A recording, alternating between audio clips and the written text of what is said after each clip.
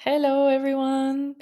We're here with my friend Dimitar Ferdinandov, who I know for a long time, and I'm very happy to be hosting him today. Before I give him a word to say hello, I would like to introduce him to you. Dimitar holds a degree in aerospace engineering from the University of Birmingham. Before that, he graduated from the Plovdiv Language School, where he was a long-standing member of the school's student parliament and later served as its PR and chair. He has a volunteer experience in Big Brother Big Sister Bulgaria Association and also in the Bulgarian Youth Delegates team once, which I was once myself, and he was part of the team, and that's how I got to know him. His idea was to establish a national student parliament, motivated by the lack of connections between the current student school parliaments across the country and the negative trend of youth self-governance bodies being closed rather than new ones being created. Dimitar is deeply involved with the current situation in the country regarding student self-governance and the needs of young people who are members of student parliaments or wish to establish them. And just now, before we catch him, he's about to go to Italy because he's going to start a new career path, let's say, in the Joint Research Center of the European Commission, where he'll join them as a trainee. So, welcome, Mitko. Nice to see you. Thank you for Very having me. good I'm to very have you. excited to be here. Yay! So, the first question is a regular here. How come you came to do the work that you do, and what's your story? It's very transdisciplinary. Yeah, well, when it comes to aerospace, I guess it's been a long-standing dream of mine. I've been sort of interested in space since I was around 6 years old. So this entire journey of me becoming an aerospace engineer was sort of planned and for a very long time dreamt of. So I'm very happy to now be a graduated aerospace engineer, and joining the Joint Research Center is something I have been really looking forward to as an opportunity for the last couple of years, ever since I've come to know the work of the GRC, and especially in space and making sure that we have safe European space assets that contribute to our life on Earth. When it comes to my involvement in youth policy, this is something that I've sort of stumbled upon um, through just my involvement initially as a representative in the student parliament at my school, but then I guess maybe from the engineering point of view, there were quite a few issues that I saw that could be fixed. So I wanted to contribute to making sure that we have better student parliaments. I saw them as an opportunity for young people to gain experience, first-hand experience in democratic processes, and I think that's very important for the world that we live in today. Even the world that we lived in, I guess, 10 years ago, it was still very important to be involved. And, yeah, so for the last couple of years, through my already decade experience as a volunteer at the Big Brother Big Sister Association, I started also contributing to other initiatives, including Plovdiv 2019, the European Capital of Culture, the youth delegates to the UN for 3 years. In the last couple of years, I've been involved more with the EU Youth Dialogue, which is the mechanism that young people have to basically to be consulted by policymakers on European level and member states level to gain an insight into what young people believe should be fixed in their day-to-day lives, what should be improved, and what they envision for the future of Europe as a whole. First, as a youth delegate myself for I think over around 2 years. And then right now, I am in the EU Youth Stakeholder Group at the European Commission, where we are essentially creating this network of youth organizations, both youth councils and just youth-driven organizations, to help the Commission basically plan its approach to supporting civil space and engagement. Mm-hmm. Okay, so you have what I hear, two hats, let's say, one as an aerospace engineer and one as a youth advocate and enabler to young people.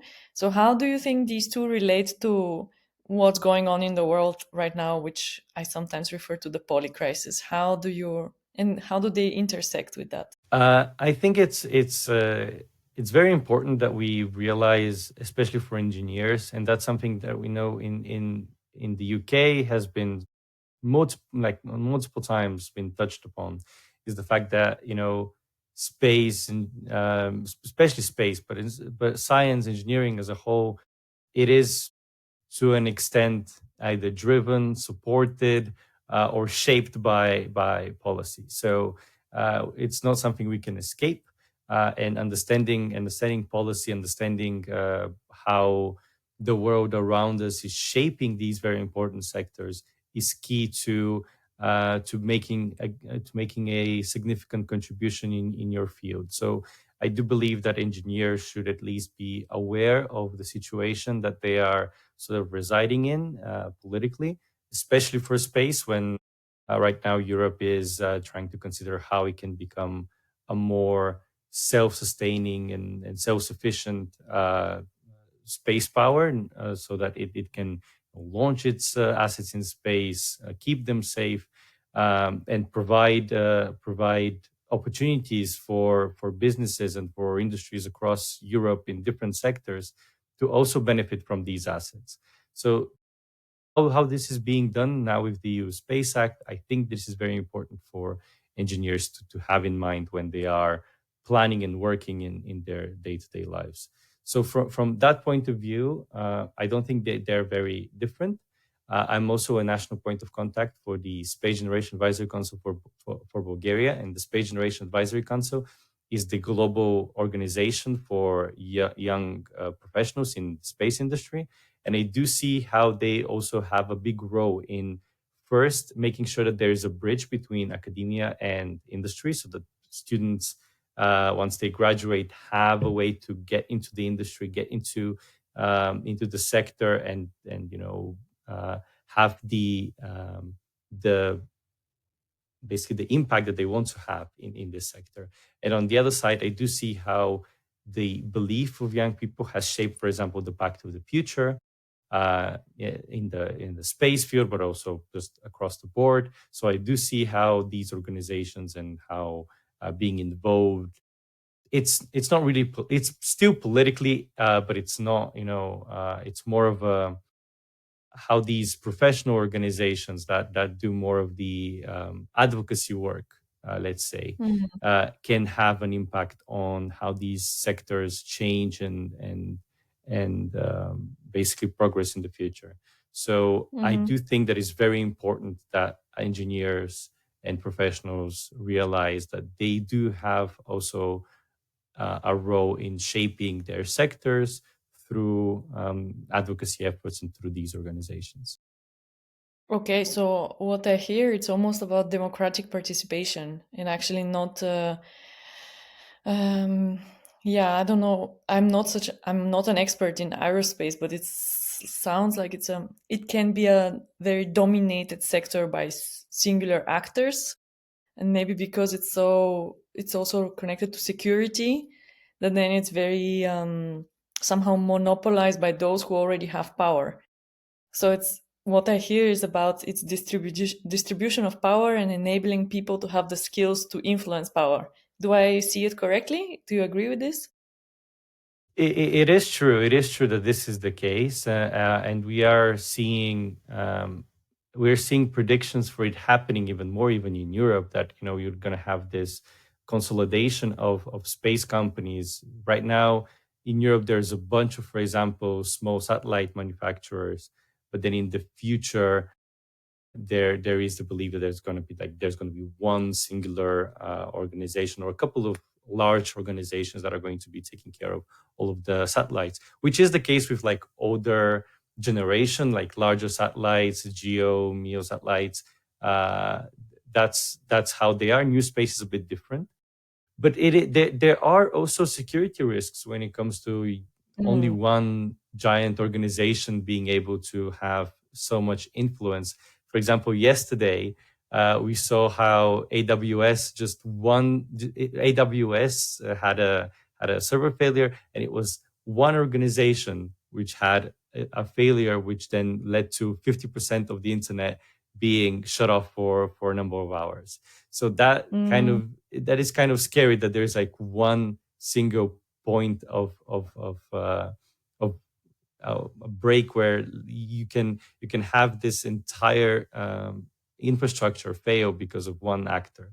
So I do think mhm, that there also needs to be that understanding on the policy side, where politicians also understand these factors, understand how uh, digital infrastructure, space infrastructure works, and then make decisions so that they keep this infrastructure safe. And I don't necessarily believe that this uh, comes always with a consolidation of all of these companies. Sometimes I think it's better to have smaller companies who essentially know what they're doing and just compete to essentially have the best service between one another. yeah. And you yourself have or you're a co-founder of a startup right now. Do you want to say what is the startup about and what are your ambitions for it? Yeah, so we essentially started as a result of the Asia Europe Foundation event, which was the Young Leaders Summit. So it was 10 people working on 10 people from the summit working on one project, which was related to how we how to encourage the use of satellite infrastructure and satellite data. And we essentially the first thing we built was sort of a space data Tinder. So that was a platform that connects new users who have never used satellite data with already experienced providers of services. And then we sort of started working towards more of an application that you can speak to as an AI agent and can help you deal with issues that can be dealt with from satellites. So this includes everything from how to take care of your crops with all of the data that satellites can provide you, all of the information on crop health, and also when it comes to where you want to put your wind or solar farm. So those can also be decisions that are made based on data provided by satellites. For example, the European Union Copernicus program, which is the largest Earth observation program in the world. So from data from the Copernicus satellites, you can basically understand better these conditions. Space is key for banking. All of the transactions that are happening, all the card transactions that are happening, rely on space infrastructure. Um, you can there's great interest when it comes to insurance as well. There's great interest when it comes to how cities are built. So what we are trying to do here is we're trying to deliver tools that make um, satellite data more accessible to users. And it's still, I'd say, a work in progress. But we've been fortunate to have the support from the Slovak Space Office and our and because they had an incubation program called Spaceport. We also had the opportunity to have a mentoring incubation organization that's for IT. So they were kind of helping us better build our applications, and that's still a process in work. But speaking of just how important these sectors are, once again, I'm saying it's very key that we also keep this infrastructure safe, because our modern world really relies on on that infrastructure, and we essentially don't really realize it, but it's key for our day to day lives. Okay, so I hear a lot about democratization of access and transparency, and that this all these data that exists out there is we have the right to use it and to inform our decisions, and I think that's really cool.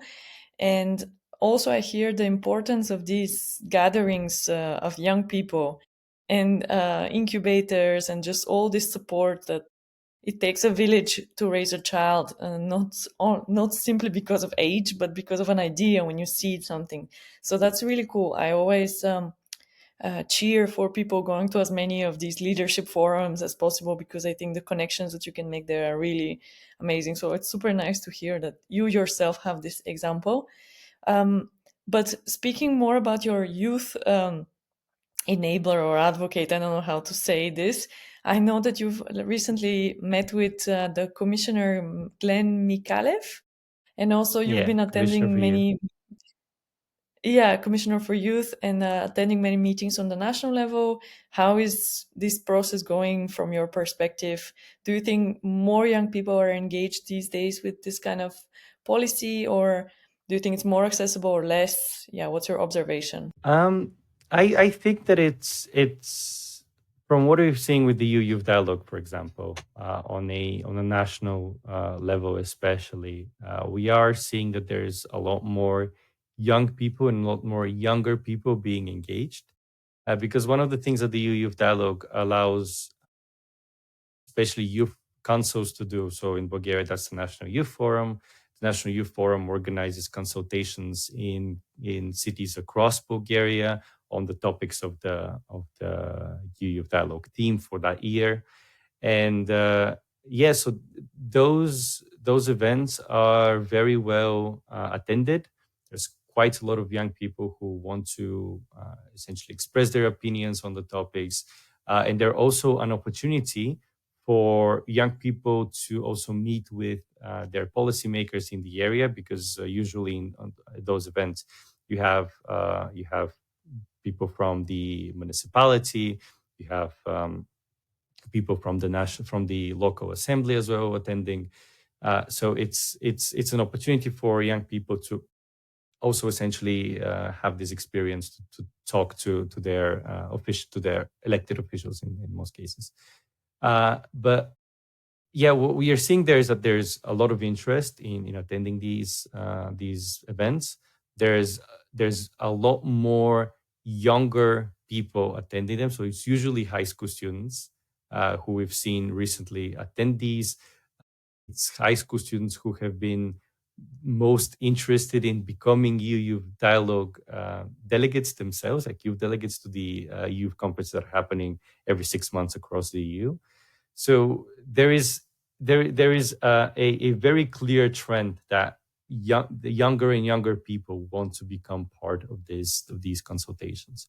What we have seen that we are kind of, you know, not really, I guess, engaging enough with is older young people. So from the ages of 26 essentially upwards, they're not really part of these conversations that often. And I think that is a bit of a challenge, because those are very important years when people, as myself, attend traineeships or internships. They have challenges when it comes to like getting to work in their junior years as professionals. So those are still very important years for young people that we need to advocate for, and we do, and the National Youth Forum advocates for, the European Youth Forum advocates for. But it's very important that these people are also engaged. So there's more work that needs to be done in that direction. But there is quite a lot of young people who want to be part of the conversation, who are not afraid to express their true opinions. And I see it as a positive for our democratic societies. What I don't see as positive, though, is that a lot of these people who engage, especially in Bulgaria, many of those people are people who are going to immigrate, unfortunately, who are going to go study abroad, sometimes stay abroad. And the other thing is that a lot of them are already fed up with the system by the time that they go to university. So in their student years, and instead of being supported and being, sort of uh, told, how they can engage better, being given examples of how their uh, opinions actually shape policy and have some results through these conversations. Very often they just see a system that does not want to listen to them, does not want to have them participate. And that was clear also at the July session of the Parliamentary Committee on Education, where two students, one from the National Student Parliament, and one from the Sofia Student Council, were told that they don't belong there. They are not supposed to represent students. How are they representing students if they don't have the legal authority or legal right? So yeah, instead of seeing this as a major opportunity for young people to really be involved in their democratic processes at a time when Bulgaria experiences some exceptional challenges amongst its young people and as a whole as a country, they are instead trying to silence them, which is sad. But on a European level, there is the understanding, especially with the European Commissioner for Youth, that young people should be engaged more. There should be more opportunity for non-formal and smaller organizations and youth organizations to have access to funding through Erasmus, and that funding should be more accessible. And without that much bureaucracy that we are familiar with when it comes to Erasmus. So there is a trend there where there's a good understanding of young people's needs. There needs to be more on the leadership side. So we're talking about president, vice president, on how they should engage young people and how they should um, essentially support young people, especially youth civic spaces, because young people is what the European Union, I believe, is driven by. I believe these are the young people are the people who benefit uh, from the EU the most, and they are the ones that see the EU as as more important organization than most of the other uh, you know demographics. So it's very important Mm. for the EU to realize just how powerful it is to support young people. The good thing is that the advisory board to the president of the European Commission is going to start really soon, the beginning of December, I believe. So this is going to be an opportunity where Ursula von der Leyen herself is going to be able to speak to these youth representatives and really understand how the challenges first, and then how they can collaborate better. So I'm hopeful to see this new form of consultative body launch in the next couple of weeks. Interesting. I Yeah, I think we need more young people involved, and just to make this whole skill more available to everyone and to see the added value. And something similar we're seeing with the medical protests of young people in Bulgaria, young medical representative students, etc., that are being pushed down and told that they're not mm, yeah, it's crazy. Well, this is what democracy is about, and it should start from child participation to youth participation to everyone should have a say, because democracy, I think that's what it is about. And not only this, but also peace. I think it's so important to talk about peace these days, and especially since we're having more generations that have forgotten what the wars are about and what the European Union is about, which started essentially as a youth a peace process, a peace project.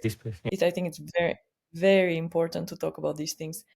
But okay, if you could ask, since you are in the Systems Change Collective podcast, imagine you could ask for any systemic change you want to see in the world. What would that be, and what do you think are the resources needed for that to happen? That's a very interesting question. So from one point of view, I do believe that uh, there needs to be a better intergenerational dialogue, even within the non-government sector. I still think that it's very important that youth organizations and just as a general the civic organizations speak to each other, and essentially you have this opportunity for more experienced organizations to support the youth organizations. An example here is the National Student Parliament would never exist if it wasn't for the Big Brothers Big Sisters of Bulgaria Association. If it wasn't for them supporting first my idea, then actually going through a couple of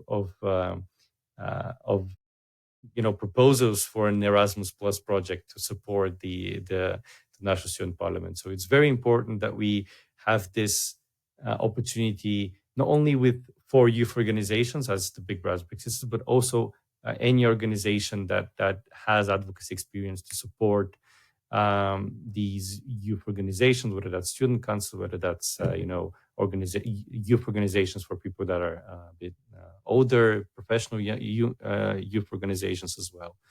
I think it's very important that we have this basically good collaboration, but also like joint effort when it comes to dealing with some of the challenge that we are both facing. It's not just youth councils that are seeing an issue when it comes to speaking to their elected representatives. That's a challenge for the entirety of the nonprofit sector, I believe. So that's one thing that I really want to see. I really want to see more of a joint effort when it comes to dealing with these challenges. On the other hand, um, yeah, I really, really want to see politicians who are willing to talk to younger people and who understand the importance of that. And then third, which is something that I'm sort of struggling with myself, is the realization that you know you need to have more young politicians in in elected bodies. So we've that is an experience that I've had recently with younger members of parliament who have been more aware first of the challenges of young people and more and seeking more to support some of the work that is being done by youth organizations. But just the whole state of uh, political parties in Bulgaria, I believe, is sort of like pushing a lot of young peoples away from elected positions, and I think that also needs to change. It needs to change on a Bulgarian level, but it also needs to change, I guess, on the European level because we've seen with the last election that we've had under 35 years, MEPs being just a very small fraction of all of the MEPs who comprise the part of the European Parliament. So I do think that we need both the effort to sort of realize how important it is to be in elected policy, but also how that policy as a whole is not and it should not be a dirty word. I think Mm. power games have made it such, but still policy and political action is what is going to essentially help us deal with any of the challenges that we are facing today. So Mm. from that point of view, it's very clear that we really need to take action to make sure that we have these young voices in elected bodies who can deliver uh, on our sort here on our agenda, essentially on what we truly want Mm. to see change in the world. Yeah. I think we need more political schools, perhaps, and all these kind of things to support young people, because otherwise, it's really challenging to enter politics. I'm hearing a bit of echo. Yeah, sorry, my headphones just died, and it's just my laptop working. I'll mute myself when I'm not speaking. But no, don't worry, because yeah, I mean to keep this within 30 minutes, so I think we're just on time. So maybe as final words, I think I would like to outline the importance of volunteering, because both of us, we started with volunteering, talking about political schools and building the skill set to be participate in democratic process. And final word from you, what if you could ask for any resources to achieve this kind of the dialogue? I think it all leads into this dialogue.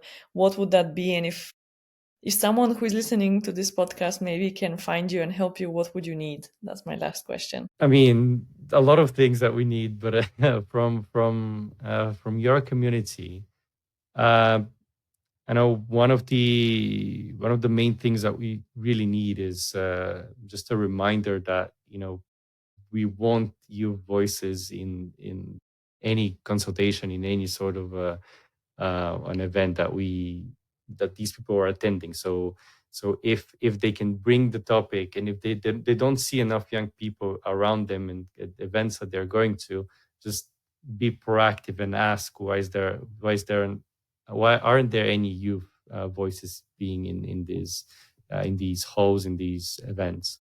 Second is also like to support youth voices, even if they are in the room but they're not speaking up. They should also be actively, I guess, seeked, actively approached, so that they can participate in these conversations, ask them what they think. It's also very important. And on the other side is, if you are willing to support your youth organizations in your area, youth organizations in your countries, just reach out to them, ask them whether they need support with writing a project, where they want to have a project that you deliver together. It's just any sort of support like this goes a long way, and also to spread the word. So we essentially, youth organizations, the people who are in youth organizations are sometimes crazy when it comes to just how much time they spend and how much time they're willing to spend for free when it comes to delivering on what they believe in. The least that people can do is just share, spread the word, share what they are um, organizing, share what they are advocating for, and essentially just support them by whatever they ask to be supported. It's usually, it goes to just spreading the word, and that was very important in our case in Bulgaria with the national parliament. We got an opportunity to speak to the Minister of Education after a very successful campaign, social media campaign. That a lot of it was driven by people just asking questions, making posts on threads on Instagram, on Facebook. Uh, then you had media, coming to us to ask questions about what we are facing, what challenges we are facing. And then we had this very effective social media campaign that got us an audience with the Minister of Education, and I think we're having our third meeting uh, next week with the Ministry of Education. So that all happened because of people speaking up against what happened at that session, where some students were told that they do not belong. And it's just speaking up to support young people is, I think, is very important. Is really, I wouldn't say life changing, but it's a very important support to have as a youth organization. I completely agree. I think it goes to all underrepresented groups, whether it's women, Roma, or any other minority or whoever who is excluded. Thank you so much for this conversation. Very inspiring. Thank you for having me. It was a pleasure. Thank you. Bye. Bye.